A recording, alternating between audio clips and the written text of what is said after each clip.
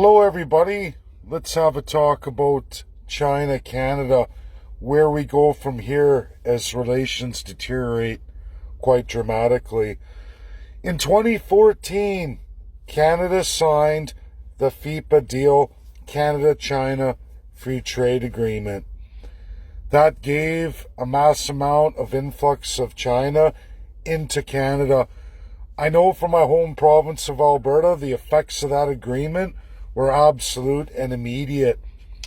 Did you know that majority of Canadians did not wish to have that agreement signed? In fact, of all groups, First Nations challenged it 100% on its constitutionality. Oop. I had a little bump there. I'm charging my phone here from my course today, passed my test. But what happened here is this. Canada went ahead with it, using that crown power of government, the executive power. Stephen Harper, with his crown power of Privy Council, went forward and absolutely had it done.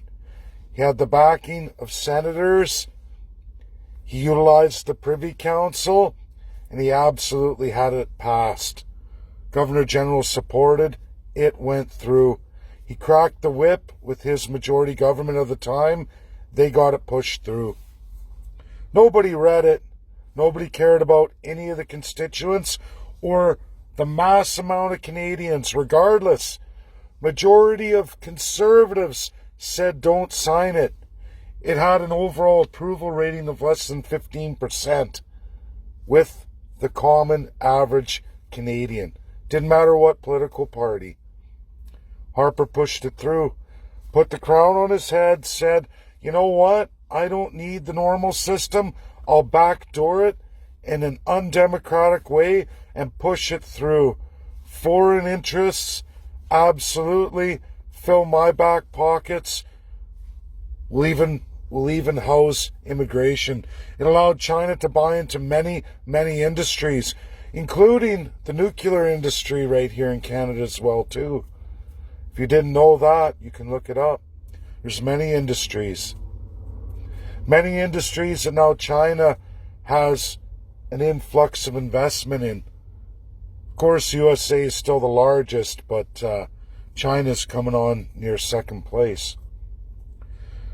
There's no getting out of it. It was a 31-year deal, bound and ratified, regardless of court challenges, because Superior, or in this case, Supreme Court of Canada justices are bound to Governor General through legislation.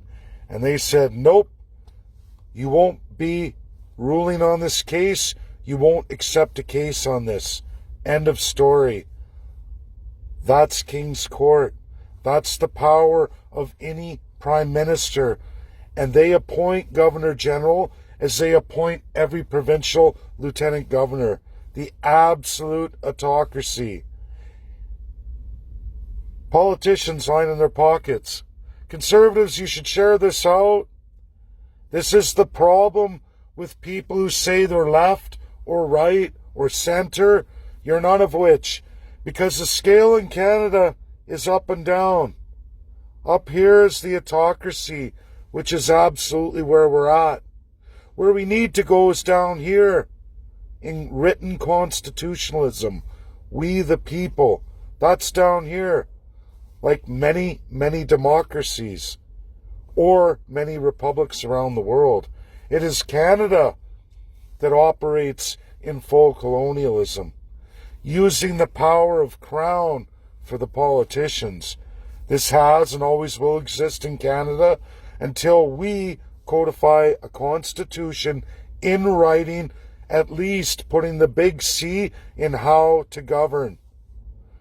No matter what happens with China, we are bound to that agreement for 24 years.